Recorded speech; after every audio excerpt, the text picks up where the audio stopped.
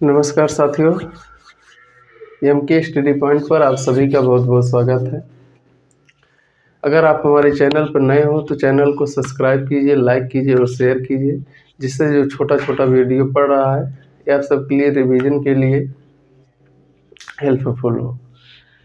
अब देखते हैं, आज का टॉपिक है संसद का अनन्य अधिकार है, और संसद के अनन्य अधिकार में क्या क्या प्रावधान शामिल है उसके बारे में चर्चा होता है। देखते हैं संसद के अनन्य अधिकार। तो संसद के अनन्य अधिकार में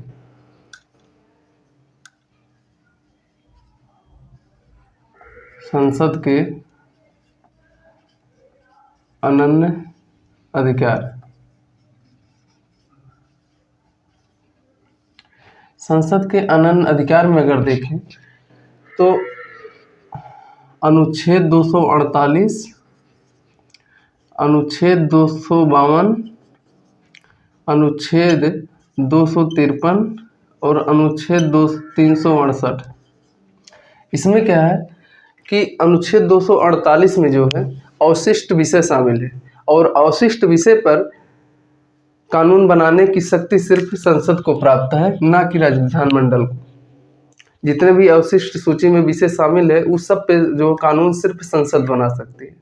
वहीं अगला देखें अनुच्छेद 252। अनुच्छेद 252 में यह प्रावधान किया गया है कि अगर दो या दो से अधिक राज्य सिफारिश करते हैं तो संसद अनुच्छेद 252 के तहत राज्य सूची के विषय पर कानून बना सकती है। ये 252 में उल्लेख किया गया है। और अनुच्छेद 253 में कहा गया है कि संसद अनुच्छेद 253 के तहत अंतर्राष्ट्रीय संधियों को लागू करवाने के लिए संसद राज्य सूची के विषय पर कानून बना सकती है। ये अनुच्छेद 253 में कहा गया। ये सब शक्तियाँ जो भी है ये संसद के अनन्य अधिकार में शामिल है। वहीं अनुच्छेद 368 में क्या है? अनुच्छेद 368 में संविधान संशोधन की प्रक्रिया है, और संविधान संशोधन अनुच्छेद 368 में शामिल है और भाग 20 में शामिल है। और संविधान संशोधन की शक्ति सिर्फ संसद को प्राप्त है, ना कि राज्य विधानमंडल को। वहीं और देखें कि राज्यों के गठन की शक्ति भी संसद को प्राप्त है, राज्य विधानमंडल को नहीं प्राप्त है। किसी राज्य में विधान परिषद का गठन और समापन की शक्ति भी संसद को प्राप्त है, ना कि राज्य विधानमंडल को। तो ये सब जो प्रावधान है ये सब संसद के अनन्य अधिकार में शामिल है, जो कि राज्य विधानमंडल को नहीं शक्ति नहीं दी गई है। अब संसद में राज्यसभा भी आता है और लोकसभा भी आता है। तो इन जो सब प्रावधान है इन सब प्रावधान को देखते हैं।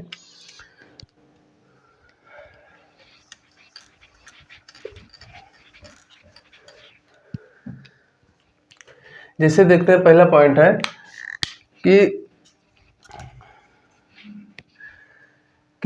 संविधान संशोधन करने की शक्ति संविधान संशोधन करने की शक्ति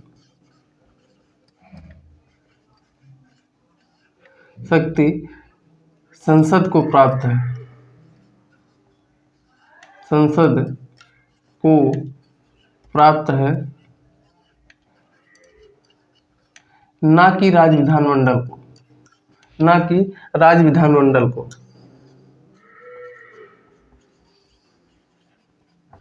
राज्य विधानमंडल को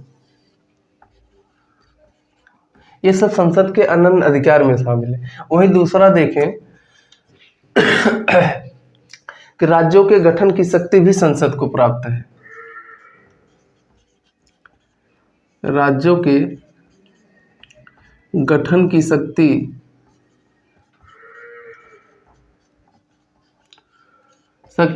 भी संसद को प्राप्त है, संसद को प्राप्त है।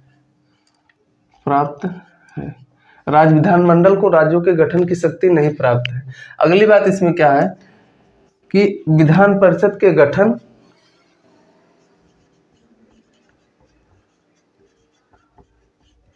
विधान परिषद के गठन एवं समापन समापन के स्थान पर लिखा आता है उत्सादन। उत्सादन मीन्स होता है समाप्त करना। उत्सादन की शक्ति भी संसद को प्राप्त है, की शक्ति एवं समापन की शक्ति भी संसद को प्राप्त है, भी संसद को प्राप्त है। संसद को प्राप्त है। अगर किसी राज्य में विधान परिषद का गठन करना है या उस विधान परिषद को उस राज्य में समाप्त करना है तो यह भी शक्ति जो है संसद को प्राप्त है, ना कि राज्य विधानमंडल कर सकती है शक्ति। उसके बाद अगला देखें कि अनुच्छेद 352 के तहत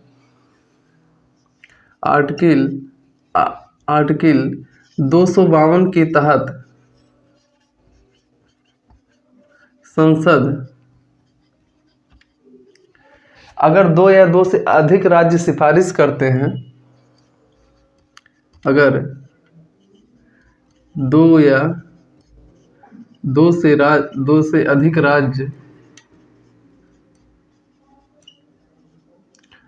राज्य सिफारिश करते हैं तो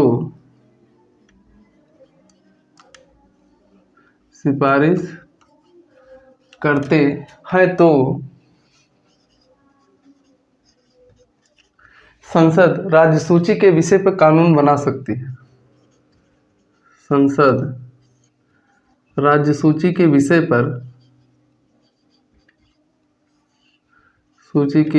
पर कानून बना सकती है।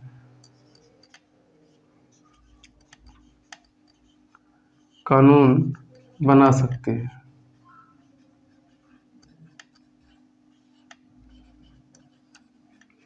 वहीं आर्टिकल 253 के तहत अनुच्छेद 253 के तहत अंतर्राष्ट्रीय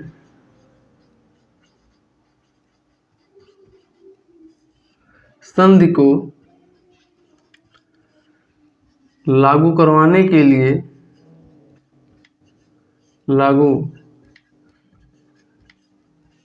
के लिए संसद राज्य सूची के विषय पर कानून बना सकती है।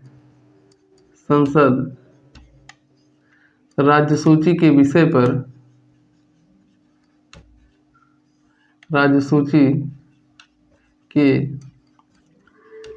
पर कानून बना सकती है। कानून बना सकती है।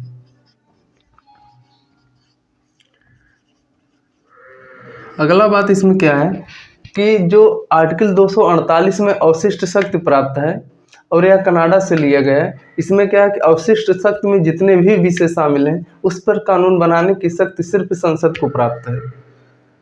तो आर्टिकल 248 के तहत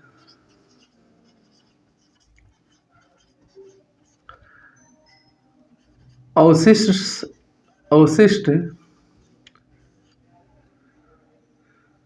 सूची के विषय में